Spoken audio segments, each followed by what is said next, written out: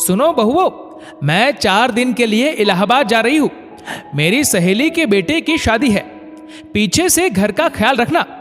मुझे पता है तुम लोग मन ही मन बहुत खुश हो रही होगी, लेकिन याद रखना मेरी 2 आंखें पीछे भी है, ज्यादा फुदकना मत।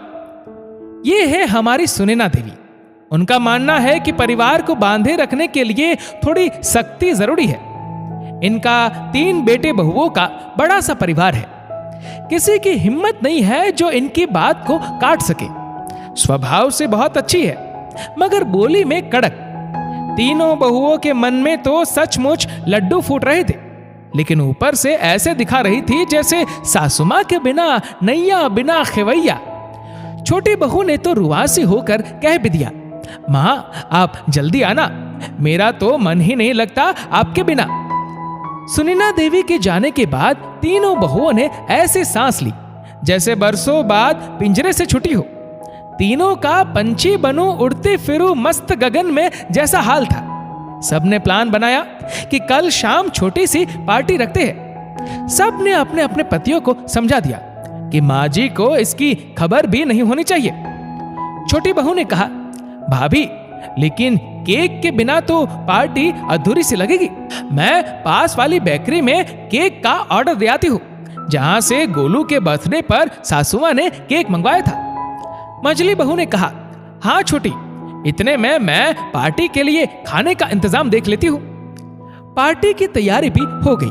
छोटी बहू ने अपनी हनीमून वाली जीन्स और टॉप पहन लिया। वो तो तितली की तरह उड़ रही थी। उसे देखकर बड़ी बहू का भी मन मचलने लगा। उसने अपने पति से जाकर कहा, जी सुनते हो, मुझे भी जीन्स पहननी है। उसकी बात सुनकर उन्होंने अपनी पत्नी के दोहरे शरीर की तरफ देखा, मुस्कुराए और कहा, हाँ हाँ क्यों नहीं, लेकिन ये तो बताओ कि तुम्हारे साइज की जीन्स मिलेगी कहाँ? बड़ी बहू ने नाराज होते हुए कहा, जब देखो आप मेरे मोटापे का मजाक उड़ाते रहते हो, रहने दो, मैं साड़ी से ही काम चला लूंगी। केक भी समय पर आ गया। केक पर लिखा था, सासू मां छुट्टी पर है।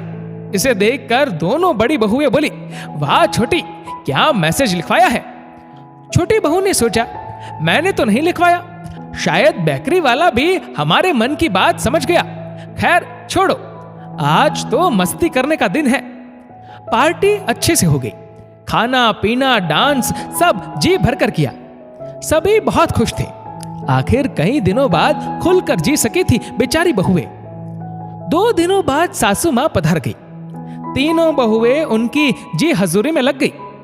छोटी बहू बोली, माँ जी बहुत देर कर दी आने में, हम तो सुबह से आपका इंतजार कर रही है।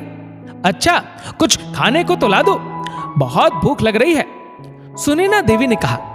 बहुओं ने चाय नाश्ता लाकर रख दिया।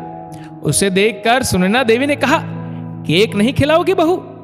तीनों बहुएं एक दूसरे का मुंह ताकने लगी। सुनैना देवी मन ही मन मुस्कुराई जा रही थी। मेरी प्यारी बहुओं, अगली बार जब केक बनवाना हो तो बेकरी वाले को बता देना कि केक पर किसका नाम लिखना है। सुनैना देवी ने चुटकी लेते हुए कहा।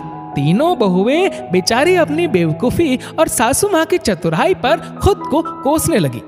उन्हें समझ में आ गया था कि केक पर वो मैसेज किसने लिखवाया था।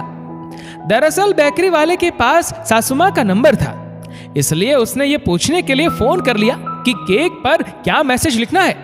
उस दिन किसी का जन्मदिन तो था नहीं, इसलिए सासू मां की समझ में आ गया कि किस खुशी में ये केक बनवाया जा रहा है। हाय रे बहुओं की किस्मत। दोस्तों, इस वीडियो को लेकर आपकी क्या राय है, नीचे कमेंट करके जरूर बताएगा।